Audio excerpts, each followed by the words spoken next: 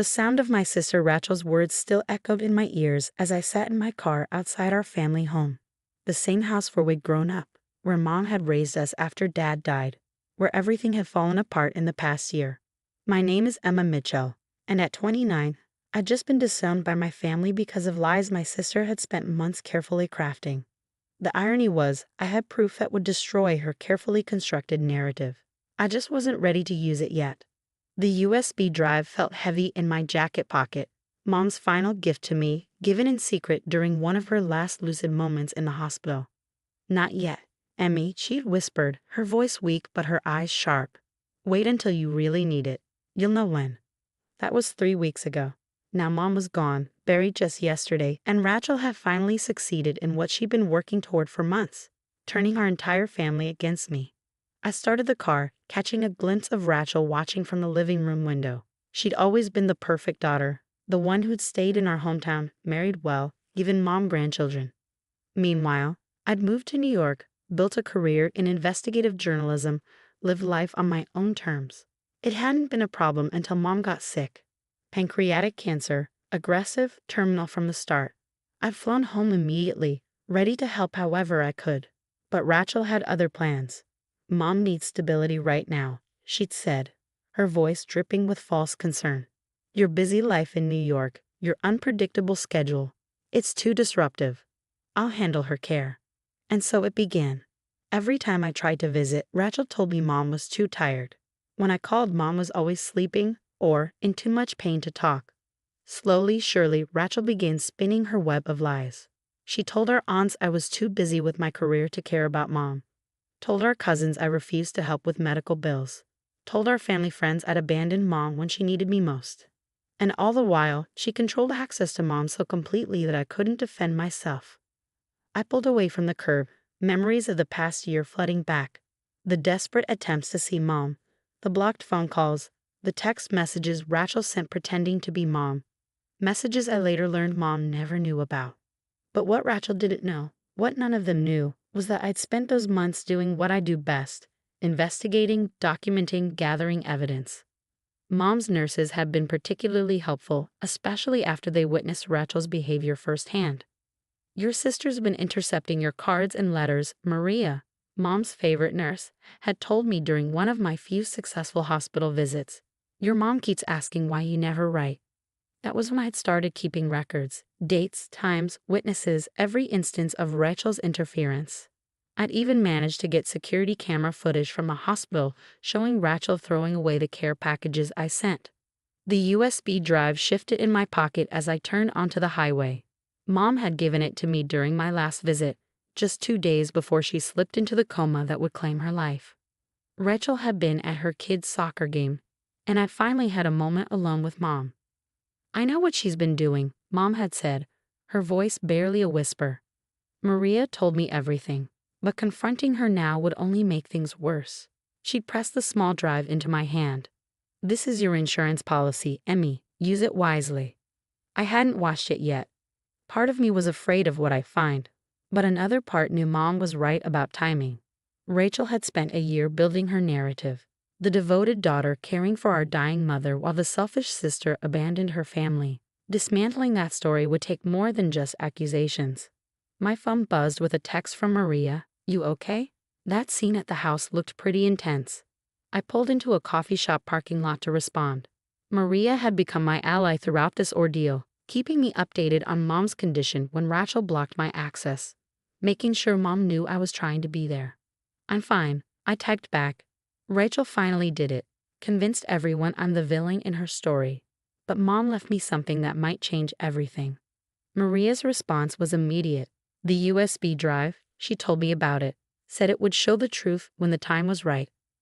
I ordered a coffee and found a quiet corner table. My laptop was in my bag. I could watch it now, finally see what Mom had left me. But her words echoed in my mind. "Wait until you really need it."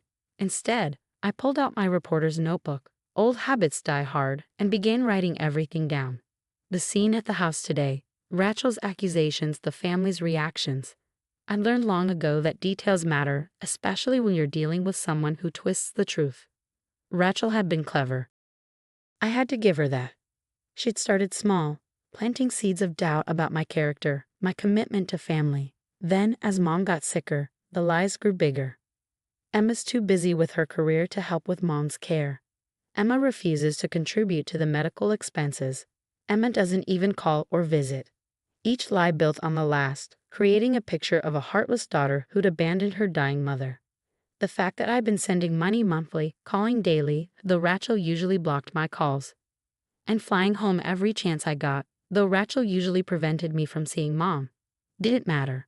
Perception had become reality. My coffee grew cold as I wrote, documenting every detail of how Rachel had systematically turned our family against me. Aunt Sarah, who'd once been like a second mother to me, now couldn't look me in the eye. Cousin Mike, who'd been my best friend growing up, had blocked my number. Even our childhood neighbors, the Petersons, had turned away when they saw me at the funeral. The ultimate betrayal had come today when Rachel had gathered the family to read a letter she claimed Mom had written before she died. A letter that painted me as a heartless, selfish daughter who cared more about my career than my dying mother.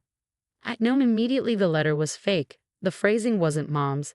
The sentiments didn't match our last conversation. Even the signature was wrong. But Rachel had timed it perfectly, presenting it when emotions were raw from the funeral, when everyone was looking for someone to blame for their grief. My phone buzzed again. Another text from Maria. Just so you know, that letter Rachel read today. Your mom never wrote anything like that. I was with her those last weeks. The only thing she wrote was a note telling you she was proud of you. I smiled sadly. Maria had been there through everything, watching Rachel's manipulation with growing concern. She'd even offered to speak up, to tell the family the truth, but I'd asked her not to. Rachel would only twist it, claim Maria was lying out of loyalty to me. No, this had to be handled carefully. Mom had taught me that sometimes the best defense isn't an immediate reaction, but a carefully planned response. Patience, she'd always said, is more powerful than anger. The USB drive seemed to grow heavier in my pocket. What had Mom left me? What truth was she waiting for me to discover? Back in my hotel room, I finally sat down with my laptop and the USB drive Mom had given me. My hands trembled slightly as I plugged it in, remembering her final words about it. The truth will hurt, Emmy, but sometimes that's necessary for healing. The drive contained a single video file, dated 3 weeks before Mom died. I took a deep breath and pressed play. Mom's face filled the screen, gaunt from chemotherapy, but her eyes clear and determined. She was in her hospital room. I recognized the pale blue walls and the small window behind her. Emma, my sweet girl, she began, her voice stronger than I remember from those final days. If you're watching this, then everything has happened as I feared it would. Rachel's lies have done their work, and you're probably feeling very alone right now. I paused the video, tears blurring my vision. Even at the end, Mom had known exactly what would happen. I wiped my eyes and pressed play again. I need you to understand something, Mom continued. I know everything Rachel has been doing. The blocked calls, the hidden letters, the lies she's been telling the family. Maria has kept me informed, and I've been watching, gathering my own evidence. The screen changed, showing security footage from a hospital. There was Rachel, intercepting my care packages at the nurse's station. Another clip showed her turning me away during a visit, telling me Mom was too sick to see anyone, then letting other family members in just minutes later. But that's not the worst of it. Mom's voice continued as the video returned to her face. I've discovered something much more serious. Rachel has been stealing from me, Emma. She's been forging my signature on checks, accessing my accounts without permission. My journalist's instincts kicked in immediately. I grabbed my notebook and started taking notes as Mom detailed the financial abuse. Dates, amounts, account numbers. Mom had documented everything. I've put all the evidence in a sealed envelope with my lawyer, Richard Stevens, Mom explained. Bank statements, forged checks, everything. But I didn't want to confront her while I was sick. I knew she'd twist it somehow, use my illness to manipulate the situation. The irony was staggering. While Rachel had been painting me as the greedy, career-obsessed daughter, she'd been systematically draining Mom's accounts. There's more, Mom continued, her expression growing more serious. Rachel's been pressuring me to change my will, to leave everything to her.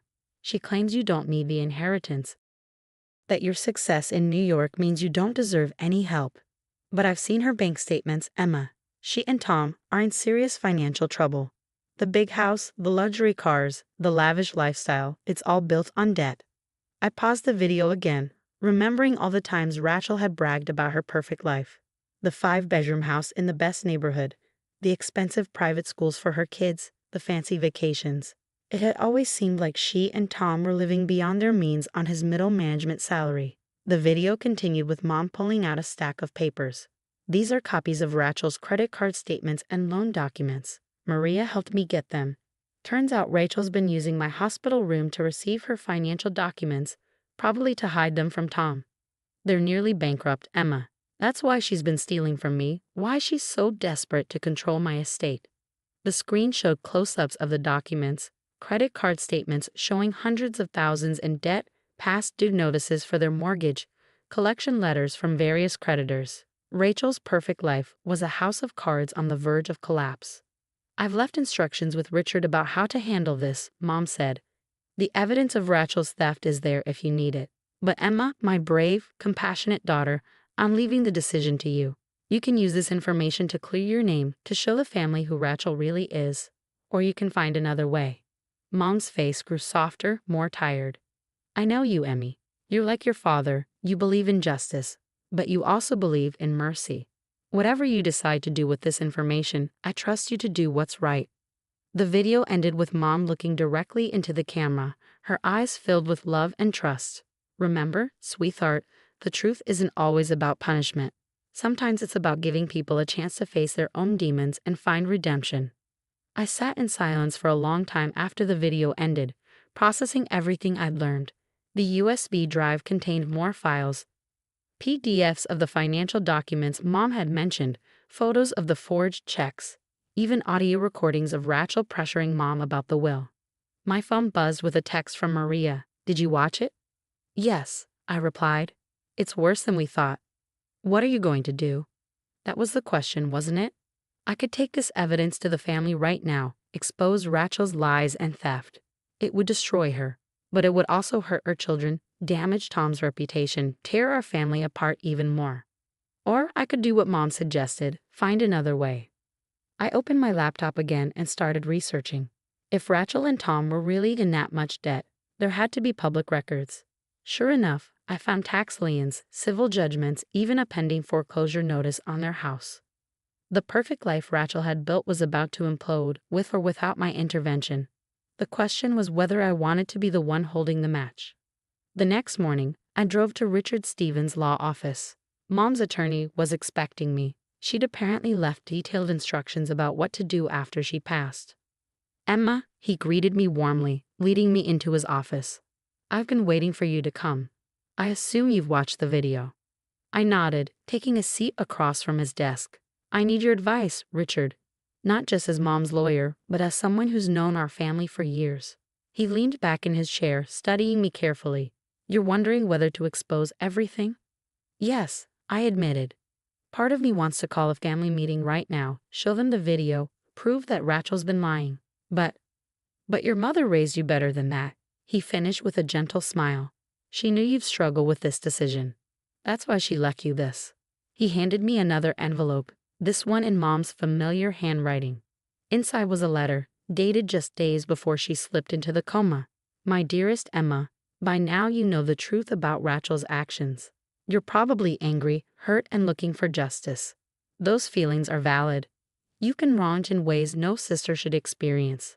But I want you to remember something about Rachel. When your father died, she was 12, old enough to understand what we'd lost but too young to process it healthily. While you found strength and independence, she developed a desperate need for control and security. I'm not excusing what she's done. The theft, the lies, the manipulation. These are serious wrongs that need to be addressed.